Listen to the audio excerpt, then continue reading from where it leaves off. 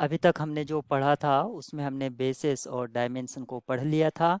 अब हम linear transformation की तरफ मूव करते हैं। तो सपोज करो ये आपका डोमेन सेट है या डोमेन वेक्टर स्पेस है और ये आपका कोडोमेन वेक्टर स्पेस है। डोमेन के वेक्टर्स को हम u1 u2 u3 इस तरह से कॉल कर देते हैं और इनकी जो रेस्पेक्टिव इमेज है उसको tu1 tu2 और tu3 इस तरह से हमने लिख दिया है। और इसके बीच में एक ट्रांसफॉर्मेशन है जिसको हमने टी से डिनोट करा है। तो हमारे पास कुछ रिजल्ट्स या थ्योरम है जिसको हमें रिकॉल करना चाहिए। रिजल्ट बोलिए या थ्योरम बोलिए, वो क्या क्या हैं।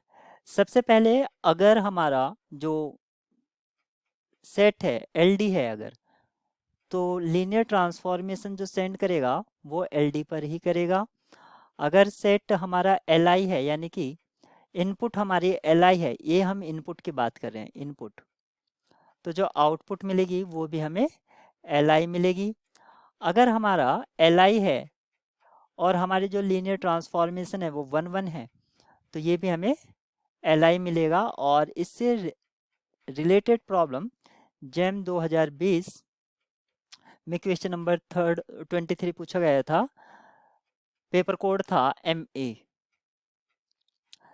अगर हमारा जो इमेज है वो LD है और ये जो ट्रांसफॉर्मेशन है ऑन टू है, तो इसकी जो प्री इमेज होगी वो भी आपकी LD होगी। Fundamental theorem of vector space homomorphism, इसको हम फंडामेंटल थ्योरम भी कह सकते हैं। Fundamental theorem of vector space homomorphism, या आप इसको फर्स्ट थ्योरम ऑफ होमोमॉर्फिज्म भी, फर्स्ट थ्योरम ऑफ आइसोमॉर्फिज्म, ये भी आप कह सकते हैं।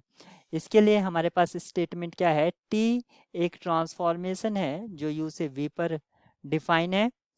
तो यू ओवर कर्नल टी ये किसके आइसोमॉर्फिक होता है, ये किसके आइसोमॉर्फिक होता है, टी यू के, यानी कि इमेज ऑफ टी। ये टी यू क्या है, इमेज ऑफ टी। और इसी की हेल्प से अगर ये जो टी है अगर ऑन टू लीनियर ट्रांसफॉर्मेशन हो जाए, ऑन टू में इमेज यानी कि टी यू किसके इक्वल हो जाएगा, ये सेम वी के इक्वल हो जाएगा। तो इसकी जो सेकंड स्टेटमेंट है इसको हम फर्स्ट स्टेटमेंट कह सकते हैं।